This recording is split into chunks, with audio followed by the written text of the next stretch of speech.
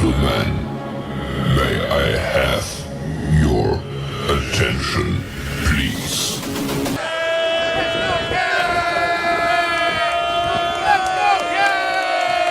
The show starts in 3, 2, 1, go.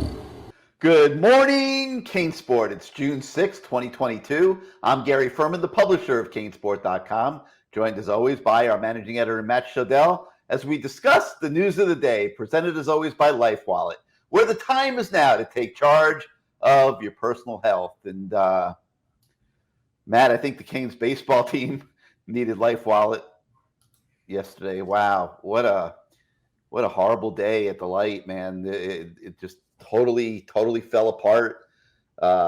Lost a tough game to Ole Miss, then another tough one to Arizona, and boom, just like that, Canes baseball season is over. And before we discuss that, I just want to give a shout out to Atlanta Cane and Cane 50 on CaneSport.com for the blow-by-blow emotional postings that they provided the entire long day of Canes baseball.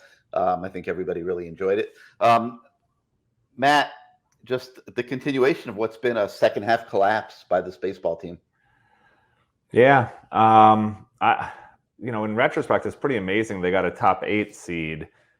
They finished 3-8. They finished the season 3-8. It's almost unfathomable. You're supposed to be one of the top 10 teams in the country. You have a pretty favorable regional. They did you a favor making you a top 8 seed in the first place. And the only team you can beat is Canisius, Sayas, however you want to say it. That's the only team they beat. You could call it inexcusable. People on our message boards last night when the game ended around midnight were like, fire Gino DiMare. Oh, that's going to start again. Yeah, but listen, it still was a top 10 team. Hold on a sec. It was still a top 10 team. It wasn't a good ending, obviously. And when you look at the whole season, would you call it a failure? Like, I don't know. If it was football, 100%. You think it was a failure? 100%. Okay, let me say this, Gary. What if a football team is a top 10 team for most of the season, loses its last regular season and its bowl game in somewhat embarrassing fashion? Would you call that a failure? Because his whole team left. This is a super young team. The whole team left after last year. Yeah, I understand, but the way they played the second half of the season, the way they folded in the ACC tournament, the way they folded in the regional, 100% it's a failure. There is no question about it. Yeah, I mean, listen, I'm gonna ruminate and marinate it on it more. I'm not someone who does knee-jerk reactions. Fire somebody. I didn't say fire. If Andrew, that's not our decision. Here's why I take a step back, okay? If Andrew Walters doesn't hit a guy, if the shortstop makes a play in the 9th inning, if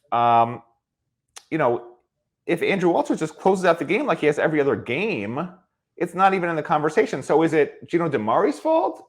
It's certainly not Andrew Walters' fault. I mean, he had a great year. But you see what I'm saying? The guy who's done it all year long just didn't do it, so now you fire the coach. I mean, they should have won the game. They had the lead in the 9th inning. Did they play well? No. Did they play well in the last 11 games of the year? No. You can blame the coach for that.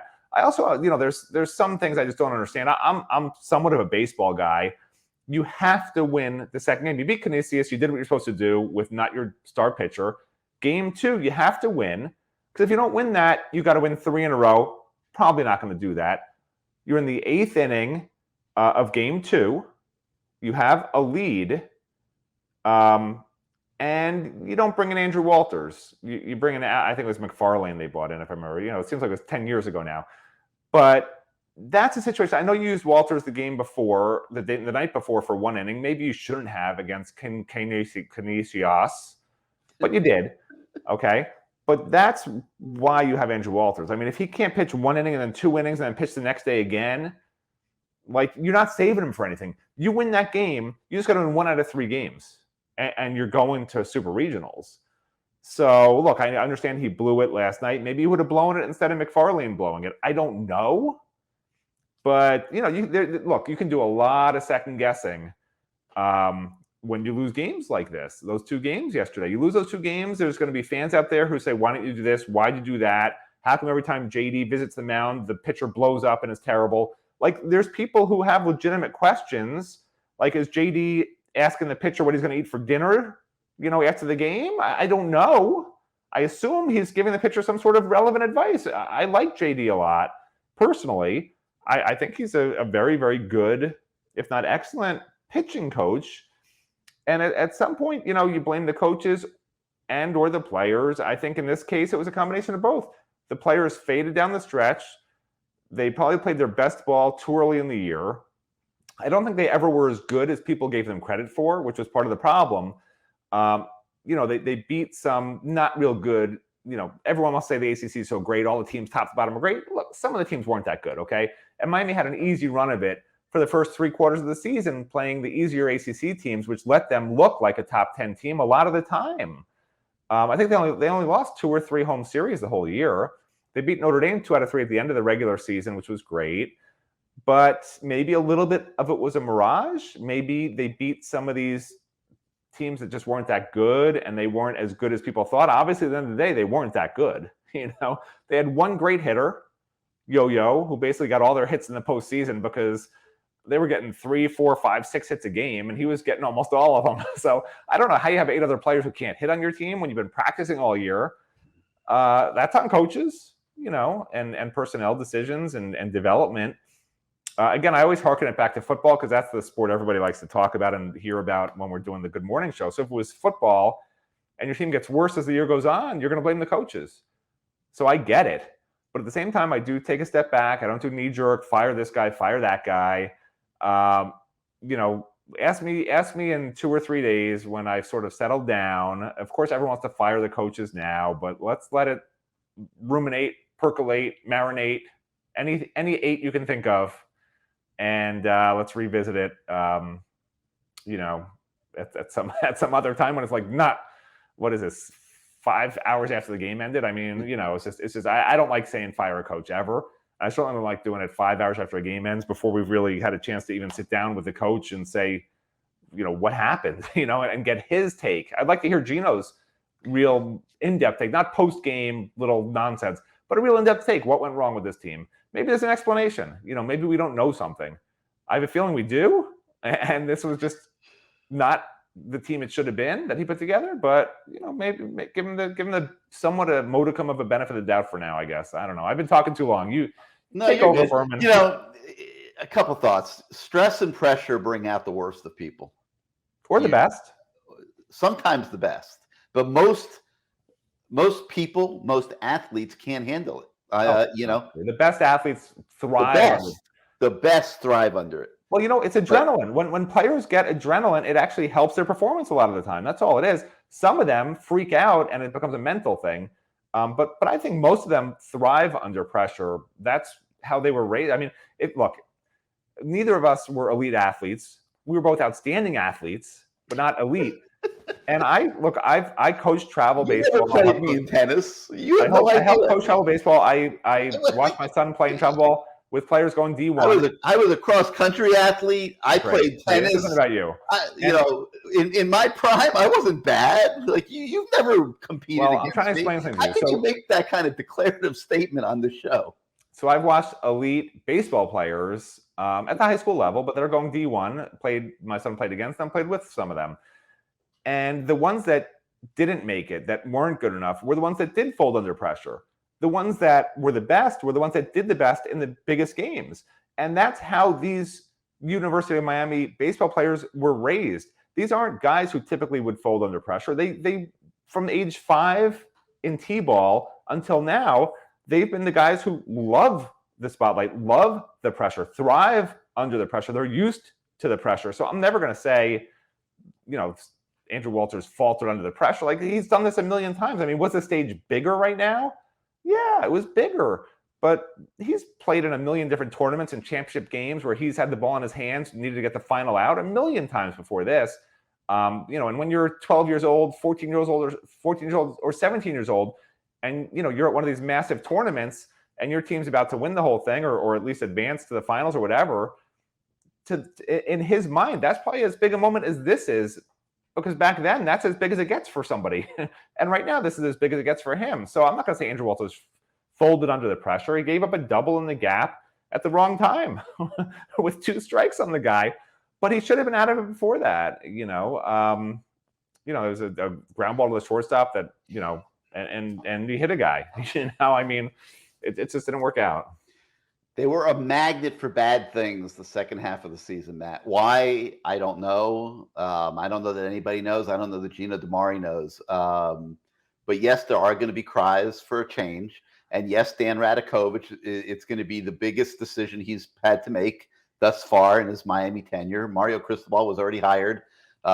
Jim Larrañaga was on his way to the Elite Eight, and extending his contract, I guess, was a tough decision because of his age, but it was certainly deserved.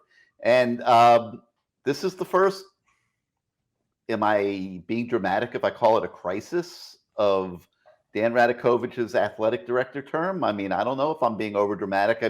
I think the people, the 4,000 or 5,000 Canes baseball fans out there that go to the light are going to consider it a crisis. From the outside looking in, this is a team that won 40 games. Okay, that's 40-20. That's 7 more wins than they had, a year ago. It's and then obviously the year before was COVID season, and then the year before the COVID season they won 41 games. So I don't know. In Matt Shodell's mind, this season was a positive. Not a positive, no, because of how it ended.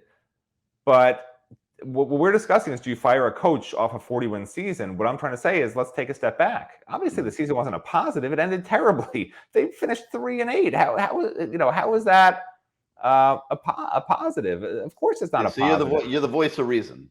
I'm just saying it's a knee-jerk reaction. I always say fire the coach. I'm saying I don't know if. I want a couple of days to ruminate on it. That's all I asked for. Marinate on it. That's what I said. I can keep saying it over and over again. I'm not ready to say fire him or don't fire him. I'm not ready. I'm just not ready. Just like if I was the athletic director at Miami, I wouldn't go into Gino DiMare's office today and say, you're fired. Like, you have to think about it. It's not just a cut and dried answer that's obvious. It wasn't a horrible season in its entirety. It was a good season in its entirety. You win 40 games. You're a top 8 seed. That's a good season, but it ended terribly. So I don't know. I'm never at a loss for words, that, Gary, but when it comes to firing DiMare, I'm at a loss for words. I don't know. I don't know what I would do. I want to know what everybody out there thinks. I'm tired of hearing what you think. I want to hear what the guys on our message board think, okay? So I am going to post a thread on our message board and let everybody weigh in. You're gonna post a thread. Should we fire DiMare? That's your thread? No, what are your thoughts on the way the baseball season ended, and what are the next steps moving forward? I can guarantee the answers you're going to get. I agree. I don't disagree. I think I know what the answers are going to be too. Right. Who's right? Who's wrong? Are they right, or is Matt Shodell the voice of reason right? Fans have always been right about firing everybody because the teams have been terrible for the last 20 years in football, and they always want to fire the guy, and they're always right. So I guess they're right again. Who should we line up behind, Matt? Huh? Who should we line up behind? Who should be the next coach of Miami baseball? You're looking at him. Can we get A-Rod? What do you think? How about A-Rod? You think A-Rod would come coach the Canes? I don't think A-Rod would. I don't think A-Rod would want to dedicate that kind of time. He's got, some too many beautiful women hanging out. Exactly. I don't think he wants to. I have never in my life seen this guy. He is a big magnet, A-Rod. I heard the main candidate's Manny Diaz is what I heard, but we'll see.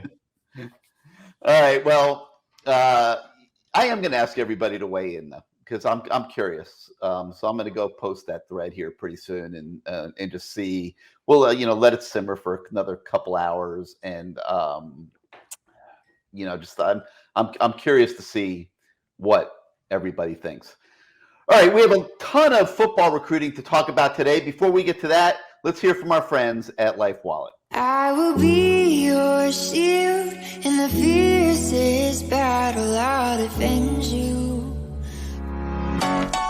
Hey, my name is Cleveland Reed, and I play offensive line, and my job is to protect. I protect my family with Life Wallet. How about you? Of course I got Life Wallet. It's the best way to protect my family. Long as we go together, we'll die, we'll never be a light, couldn't let the darkness try you ever. Truth in my word, you I lie to never. To protect you and your family, get Life Wallet now. Life Wallet. Saving time, saving lives.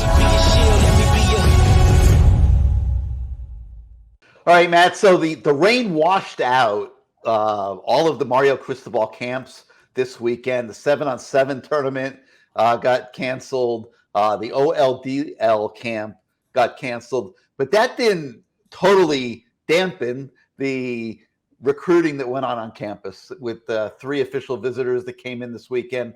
And we got stories on the website on all 3. Let's talk about them one at a time. The first one is offensive lineman Olaus Alinen.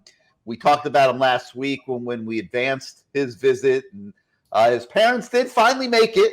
Yes, they did. They got delayed in New York, and they didn't arrive till late Thursday night, but they got here in time to accompany Olaus to the Miami campus on Friday. And it was funny because they're not used to this kind of rain where they come from, and they were a little confused about whether the rainstorm was actually a hurricane or not. So that's kind of like a funny anecdote that's in the story. But when it came down to the nitty gritty, Matt, in terms of what they got out of the visit, how much they liked Miami, the reviews were absolutely glowing. Yeah, I mean, look, you can only do so much when there's a hurricane, as Olaus said. He was very excited. He's from Finland. He grew up in Finland. He moved to the States as a junior just himself to play football and try to get a scholarship. His family's still in Finland. So, yeah, it was exciting for him. That was one of his big highlights, was the hurricane. I was very confused when he told me that his highlight was the hurricane. I thought maybe, because look, not that I'm like a crazy drinker, but one of my favorite tropical fruity alcoholic beverages is called a hurricane. I spent some time in New Orleans with some friends once in a while. It's a very, very famous drink up there. I thought, like, was he drinking alcohol? He's not 21. He looks like he's 30, but I mean, he's not 21. So I'm like, hurricane? Like, what do you mean?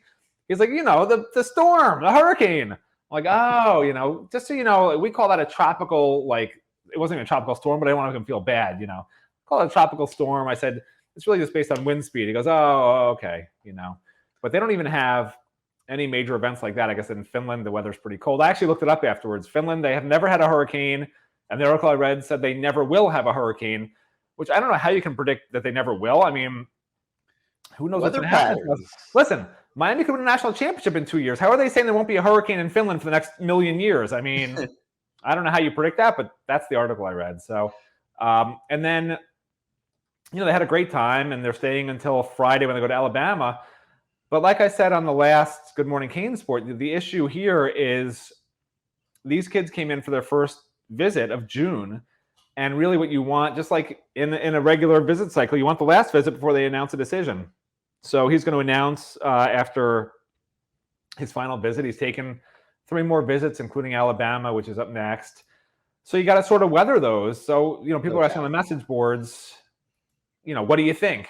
Where's he going to wind up? And it's impossible to say. It really is. His first official visit, he loved it. But you know what? He's going to go to Alabama. He's going to go to Georgia, and he's going to go to Ohio State.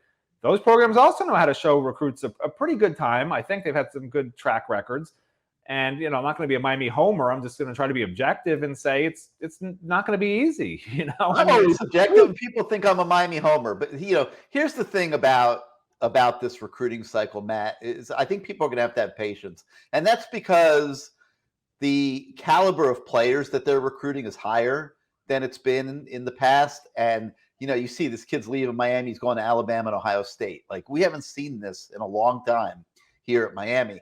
And it's going to take longer to get the commitments. And it's going to take longer to get to the point where you have a final recruiting class, because they're not just going to load up on B-list players. They're trying to get the A-listers, and the coaches are having patience, and the fans have to have patience. And for us, it's difficult because everybody wants to know, is he coming? Is he coming? Is he coming? And we honestly can't predict that with most of these kids, just because of the number of options they have, the quality of options they have, and how little they are tipping their leans and what they're thinking. I mean, it's and they may legitimately just still be soaking it all in. But this is one of the cooler stories. I mean, this kid obviously comes from Finland. I mean, he's white as can be. I mean, he doesn't look like he's been in the sun for 5 seconds back in Finland. And it was funny because as soon as he finished his visit on Sunday, he and his family went right to the beach. And like Matt said, that they're going to spend this week here in South Florida. So that's a great thing to me. They get to experience the area. The rains have cleared out and have a little fun. And I'm sure they'll go back to the U unofficially in the coming days here. All right, Matt. So that's Olaus Alinen. Let's talk a little bit now about Tamir Robinson. He's the middle linebacker from Pittsburgh, Pennsylvania, that the Canes are trying to get to come down here. Mario Cristobal told him that they're only taking 3 linebackers, okay, and that 6 players are taking official visits at his position. And Mario suggested, Tamir, you don't want to screw around with this. You're very high up on our board. We want you to commit soon. Right. Well, he didn't say we want you to commit soon, but basically he's saying, if you want to be here, you better commit soon. You better tell us. Yeah. But he's, again, with all these recruits, none of them seem to be ready to commit to Miami. This kid's visiting Virginia Tech this weekend, going to Penn State the next weekend, then Texas A&M or Cincinnati. This is not a recruit who's going to be pressured, a 4-star national recruit. That's the thing with these national recruits. They have every program telling them that they're the most important recruit in the world, and we need you, and you'll play right away, and we're going to win a national championship with you. This isn't unique to Miami as much as some Miami fans wish it would be. And the other question is, and I haven't asked because it's really not. I don't know that it's appropriate. But I've been asking recruits, do NIL deals factor into this? Because it's illegal. They can't discuss NIL deals. The schools, it's happening. No doubt. But it's not appropriate for us to ask because technically it's illegal for them to be offered. It's illegal for them to talk about it. It's illegal. It's just not right. But with that said, you hear the rumblings, and not that any of these kids we're talking about are being offered NIL deals, but you get a feeling when some of them go on visits to some of these schools, which are as Nick Saban would say, are just throwing money around. You just don't know. You don't know. And if you go to a school where there's a booster who just happens to be at the same dinner one night with a recruit and just happens to tell his parents, if your son comes here, I got a $500,000 deal for him. I'd love for him to represent our company, just so you know. I mean, this is why recruiting goes sideways now. It's not who's the best coach, who's recruiting the hardest, where can I be coached the best, where do I feel most comfortable. So when you see some of these recruits maybe commit somewhere that you're not expecting, maybe decommit and wind up somewhere you're not expecting, behind that, whatever you want to call it, the Wizard of Oz, cape, screen, whatever, that's somebody. So there's some master manipulator behind the screen moving all the parts around, and it's turned recruiting just on its head. So even when some of these recruits do commit to Miami, which I expect in June and July, I mean, hold on to your hats, because it won't take much money for being promised for some of these recruits to just change their minds, and not just away from Miami, maybe even to Miami. I mean, we don't know. We're not going to say Miami's doing things illegally, but there's but Miami's going to be very competitive in NIL. Right, but you can't. But Gary, you can't do NIL for high school kids, right? So this is what I'm trying to say. So it's all a very gray area. But the kids are going to know Miami is going to be very competitive in NIL. There's no doubt about it. The collective, and I'm still trying to get to the bottom of who's in this collective. It's a little bit. It's coming together a little secretly. It's going to take some work, but I do hear that it's close to being operational. So that's a good thing. Dan Lambert is in action, and John Ruiz. Contrary to what a lot of people are saying, as his stock at MSP has struggled a little bit in its early stages of public trading. A little bit, okay. That's one way to put it. Yeah, quite a bit. But John Ruiz is still very much in the NIL game, and the stock price is not expected to affect the NIL player budget. For Miami's sake, I hope that remains the case, because John Ruiz has meant a lot to the program thus far this year, and they need it to stay that way. All right, another example, another 4-star kid, defensive back Jaden Bonsu from Jersey City, New Jersey, St. Peter's. He was here this weekend as well, Matt. And, look at his other official visits that are coming up. Michigan State, okay, fine. Then Ohio State and Texas. But he had a phenomenal time in South Florida. He was hosted by Cam Kinchens, and clearly Miami is very much in the mix for him as well. Yeah, of the 3 visitors, I think Olaus and Tamir, I got a better feeling that they really were blown away on the visit. I mean, those 2 kids were just gung-ho, couldn't believe it, how amazing it was. Jaden, maybe it's just his personality. He was a little more low-key about it. He said all the right things. Miami did a great job, blah, blah, blah, blah, blah. But you didn't really hear the enthusiasm. And again, I've only talked to him a couple of times. I'm not going to say I know him. And some recruiters like that. They don't get excited about anything. But of the 3 kids, he was by far the least excited post-visit. Now, does that mean he's not coming? No. Anything can happen. I'm just giving you my perspective, because this is why we do a morning show, to share what I heard that I wasn't able to put in a story, because this is my opinion. So that's, I really felt the other 2 kids were so gung-ho, and he liked it. He had a great time. Little less enamored, at least with me, compared to the other 2. All right, a couple other stories on the website today. A junior college wide receiver. We've been talking for weeks and weeks and weeks about how we think that Miami will bring in more help at the receiver position. And one of the guys that's being looked at is Colby Young. He is a JUCO wide receiver, and he's going to visit, on June the 13th. And, Matt, how serious do you think that one is? I mean, it's serious enough that they offered, but look, like when Miami took that UAB linebacker as a defensive tackle, you just sort of feel it's almost like, listen, we just got to do something. And I don't know why Miami's so set, like their wide receivers are so in dire need of help. Maybe I'm mistaken in what I believe. Matt. Speed. They're lacking that breakaway speed. Yeah, but this is not a speed guy. I talked to him. I talked to his coach. This is not a speed guy. Okay, this is a nice, large, physical possession type receiver at the major college level. He played in junior college at Lackawanna. He played 1 year. He wasn't recruited out of high school by anybody. He played 1 year at Lackawanna, had 9 touchdowns in 9 games. And if you look at their schedule, you'll say, who are these teams? They're just junior college, almost like glorified high school teams, some of them. Right. So the fact that Miami, one of the quotes from him, Miami coaches feel there's a part of my game I can develop more, but that I can come in right away and dominate. I mean, the first part of that sentence and the second part of that sentence, it's an oxymoron. I don't understand how they sort of view him as a project, but that if he comes for summer B, he'll dominate. Like, I don't get it. I understand they feel they need receiver help. I understand there's a receiver goes in the portal now. They got to clear all sorts of hurdles to be eligible to play right away, have all sorts of reasons why they need to transfer to Miami specifically. Sick family member would be one of them, but you can't just transfer right now as a receiver from some other school without a reason if you want to play right away. It's not a free transfer anymore. It had to happen. You have to be in the portal by May 1st. So there's not a lot of options. And I guess they watched the kid's film. They think he can help.